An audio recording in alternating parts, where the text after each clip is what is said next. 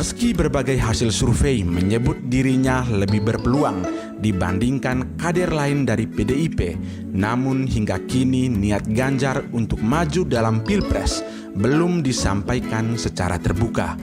Sinyal pencapresan Ganjar memang makin terang di depan mata. Terlepas dari pro kontra yang sedang berkembang di masyarakat saat ini, ada satu pertanyaan yang masih menjadi teka-teki.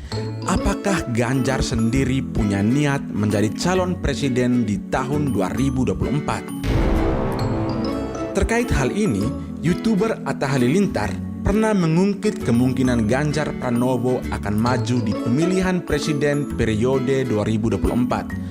Pertanyaan itu dilontarkan Atta saat mengundang Ganjar Pranowo di kanal YouTube-nya Jumat 7 Februari 2020. Yaitu adalah Bapak Gubernur Ganjar yang sangat fenomenal. Dengar nih ya, Bapak ini katanya calon presiden tahun 2024. Gitu. Itu boleh gak sih Pak ditanyain sebenarnya? Enggak, itu gara-gara survei aja. Iya. Hal itu pun langsung dijawab oleh Ganjar Pranowo. Ia menyebut dirinya tidak ingin kepedean terlebih dahulu soal pencalonan dirinya dalam Pilpres 2024. Ganjar pun tertawa saat mendengar pertanyaan dari Atta Halilintar. Raut mukanya tampak sedikit malu-malu. Melihat respon Ganjar, Atta pun kembali menanyakan, apakah pertanyaan seperti itu boleh ditanyakan kepada Ganjar? Kemudian dengan antusias, Ganjar mencoba meluruskan isu tersebut agar tidak liar dalam ruang publik. Saya ini orang partai. Saya sejak mahasiswa sudah aktif di PDI, belum perjuangan waktu itu. Jadi kalau di internal partai kita itu sudah ada aturannya. Aturannya akan ada rapat nasional gitu kan, nanti diputuskan. Jadi saya bilang sama teman-teman, Pak, kemarin di survei kan ada. Iya, buat PDI Perjuangan anggota kayak kita ini nggak usah GR, nggak ada kayak gitu. Wow, langsung. Kenapa? Ganjar mengatakan, kabar tersebut memang benar karena berawal dari dirinya masuk survei bakal calon presiden 2024. Gubernur Jawa Tengah ini kemudian bercerita bahwa dirinya seorang anggota PDI dan aktif menjadi anggota sejak masih kuliah. Ganjar juga teringat dengan pesan ibunya supaya jangan mengejar jabatan. Menurutnya, jabatan itu sebenarnya amanah. Tapi kalau memang takdir mengharuskan, maka harus dikerjakan sebaik mungkin. Ibunya Sri Suparni memang sosok yang paling berperan dalam mengukir jiwa muda Ganjar. Tak heran, apapun perintah sang ibunda selalu ditaati Ganjar. Jar, nek wis cukup li sinau, yuk lereng yo. Sesuk dak kawanan li paling. Bu.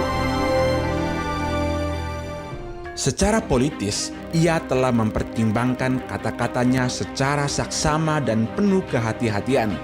Jika diterjemahkan, sebenarnya Ganjar ingin menyampaikan bahwa ia tidak menolak untuk menjadi capres jika memang dipercayakan partai dan dalam hal ini dipercayakan oleh Ibu Megawati sebagai ketum PDIP.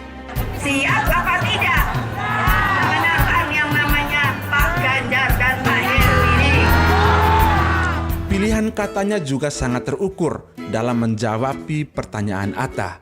Ia tidak menyebutkan niatnya secara eksplisit untuk menjadi calon presiden, tetapi melimpahkan keputusan itu kepada takdir. Hal ini tentu telah dipikirkan Ganjar agar tidak mendahului keputusan partai. Apalagi ia tahu benar soal ketegangan internal yang semakin tajam menjelang Pilpres 2024. Hasil survei elektabilitasnya memang melejit, bahkan jauh di atas kader PDIP lainnya, semisal Puan Maharani. Rivalitas kubu Ganjar dan Puan pun muncul ke permukaan.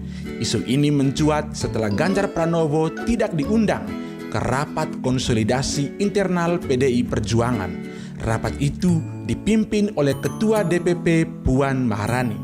Alhasil, kecuali Ganjar, semua kepala daerah, anggota DPR, anggota DPRD tingkat provinsi hingga kabupaten se-Jawa Tengah hadir dalam rapat yang digelar di Panti Marhayan Semarang Sabtu 22 Mei 2021. Toh, akhirnya dalam waktu 3,5 bulan racing pertempuran ditata penuh dipimpin Puan Maharani, jadi tuh Ganjar. Lu mau ngomong apa? Itu fenomena. Ya, ada datanya, ada bukunya. Namun sayangnya meski menyandang jabatan Ketua DPR RI, elektabilitas Mbak Puan sepertinya berjalan di tempat.